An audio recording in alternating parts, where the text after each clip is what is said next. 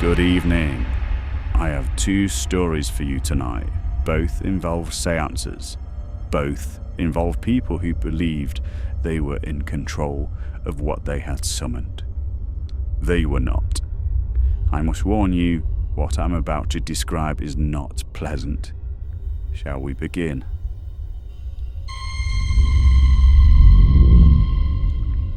Part 1. The Clerk and his Crusade. You are comfortable, I trust. Good. And I must caution you, this one is not of the faint constitution. It concerns a thing that happened in this very city not 5 years past, to a man I shall call Mr. Thomas Kedwood. I use his false name, you understand, because the man still lives, after a fashion. Kenwood was a clerk, an unremarkable fellow in most respects, diligent, quiet, not given to drinking or excess. But he had one peculiarity. He was fascinated by the occult, not as a practitioner, as a skeptic. He attended séances the way a magistrate attends a trial, to find the fraud and expose it. He had unmasked 3 mediums by this point, and he took enormous pride in his work. He considered himself a man of reason in an age of superstition, and I confess he was not entirely wrong to be suspicious. Most séances I have witnessed are pitiful affairs. A self-proclaimed medium sitting in the darkened room, rocking theatrically, producing knock-knock sounds with their knee against the table leg. Parlour tricks. Pantomime. These people have no genuine connection to the other side, and it shows. The sitting at Highgate. It was a November evening. The sitting was held at the home of Mrs. Chalmers in Highgate. 6 people around a table. Mrs. Chambers, her sister, a retired colonel, and a young couple who had recently lost a child, and Kenwood. Mrs. Chalmers fancied herself as a genuine medium, and that invited Kenwood specifically to be proved wrong. The instrument that evening was a spirit board, the letters of the alphabet in an arc, yes and no at the ends, and a wooden planchette, heart-shaped, with a small glass lens at its centre. The 6 of them placed their fingers upon it, and Mrs. Chambers began her invocations. Now, I will say this, whatever Mrs. Chambers was, she was not a fraud, because that planchette moved, and it moved with force and deliberateness that I am told unsettled everyone present. It spelled out the names of the young couple's dead child. The mother wept, and Kenwood, who had been watching for the tell, the slightest push of a hand, the twitch of a wrist, could not find one. And so he did something unwise. He lifted his hands from the planchette, folded his arms, and announced to the room that he withdrew his participation and that he suspected the spirits would now fall rather silent. The planchette stopped. Kedwood looked satisfied, and then it moved again. No hands upon it. The colonel had actually pushed his chair back from the table entirely, and the planchette crawled across the board and spelled out 7 words.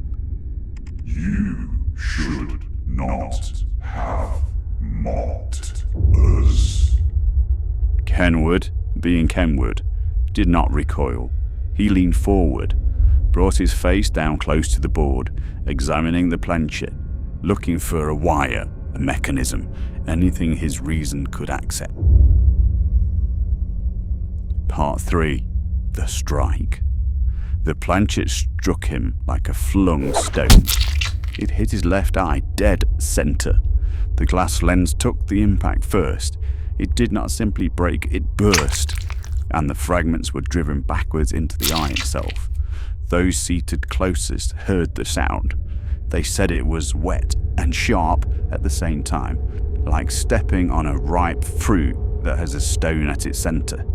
Kedwood's head snapped back, and for a moment he simply sat there, perfectly still, with the planchette embedded in his face.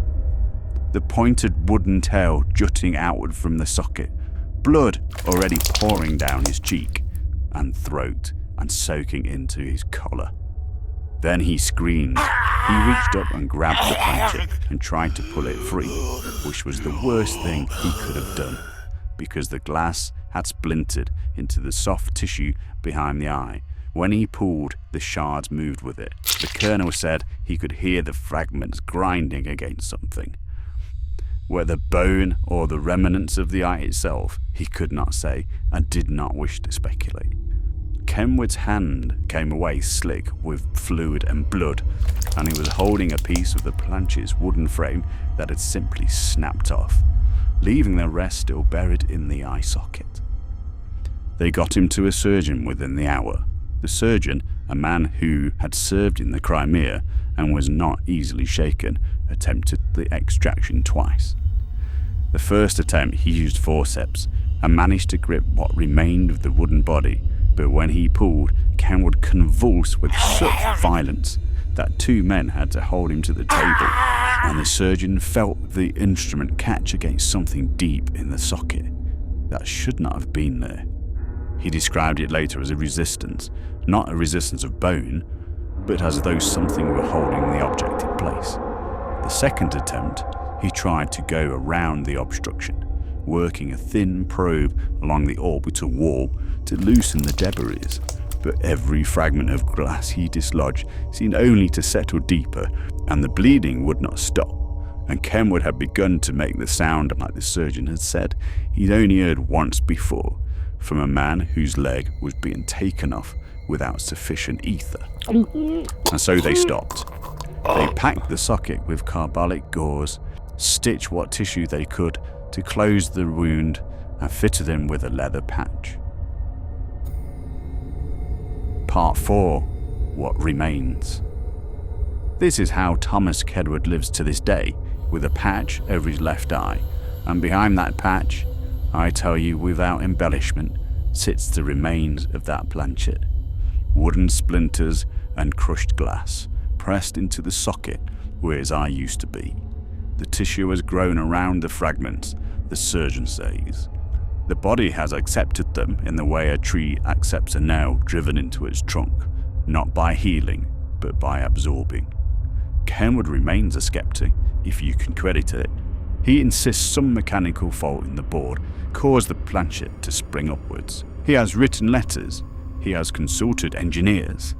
But there is one thing Kenwood does not speak of, and I know it only because the Colonel told me, with a look on his face that I have not forgotten.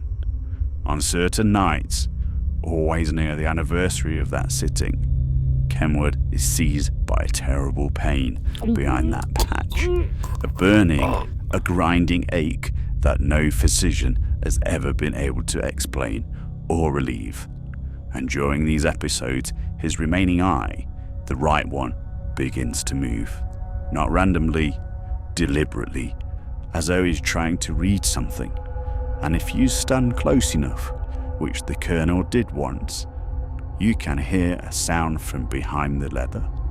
A faint, scratching, rhythmic, purposeful, like a pointed piece of wood dragging itself slowly across the back of a man's skull, spelling out a message that he will never be able to read. Now then, I believe I promised you wine, and I think we could both do with a glass. Before you go, I must confess something rather unusual. During a recent sitting, a spirit made contact with a request that I confess I do not fully understand. It asked, with some insistence, that those listening should press something called a subscribe button. I do not know what this means. I do know what a button of this nature does, but the spirit was insistent. And after the stories I have shared with you tonight, I would suggest you do as the dead ask. They are not, as we have established, patient with those who refuse.